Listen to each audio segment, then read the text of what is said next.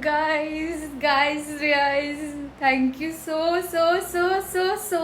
much. ಅಂದ್ರೆ ನಿಮ್ಗೆ ಎಷ್ಟು ಥ್ಯಾಂಕ್ ಯು ಹೇಳಿದ್ರು ಕಮ್ಮಿ ಐತಿ.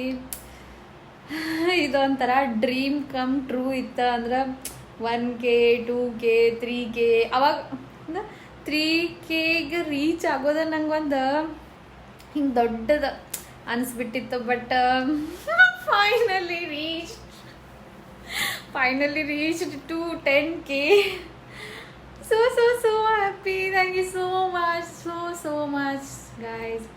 ಅಂದ್ರೆ ಇದು ನಿಮಗೆ ಓವರ್ ಡ್ರಾಮಾ ಅಥವಾ ಹಿಂಗೆ ಅನ್ನಿಸ್ಬೋದ, but for me this is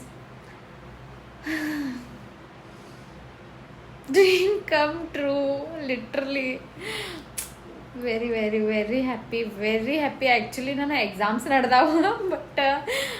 but ನಾ ಇದನ್ನ ಅಂದ್ರೆ ಸ್ಟೋರಿ ಅಂದು ಪೋಸ್ಟ್ ಮಾಡೋದೈತ, ಬಿಕಾಸ್ 10K ಆಗಿದ್ದ ದಿವ್ಸನ ಮಾಡ್ಬೇಕಂತಿತ್ತು ನಂಗೆ.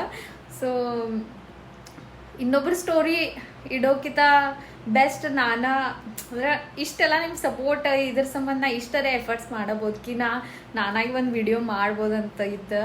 ಹಿಂಗಾಗಿ thank you so much guys. Thank you so much. ಹಿಂಗೆ ಸಪೋರ್ಟ್ ಮಾಡ್ತಾ ಇರ್ರಿ, ಮತ್ತು ಹಿಂಗೆ ಫಾಲೋ ಮಾಡಿರಿ, ಲೈಕ್ ಮಾಡಿರಿ, ಶೇರ್ ಮಾಡಿರಿ. ಸಪೋರ್ಟ್ ಮೇನ್ ಅದ ನಿಮ್ಮ ಸಪೋರ್ಟ್. ಎಲ್ಲ ನಿಮ್ಮ ಸಪೋರ್ಟ್ ಇಲ್ದ ಆ 10K not my cup of tea, but you guys made it my cup of tea. So thank you so much. Love you all. ಜಲ್ದಿ ಇನ್ನ ರೀಚ್ ಆಗಲಿ ಅಂತ ಅನ್ಕೋತೀನಿ. ಬಾಯ್.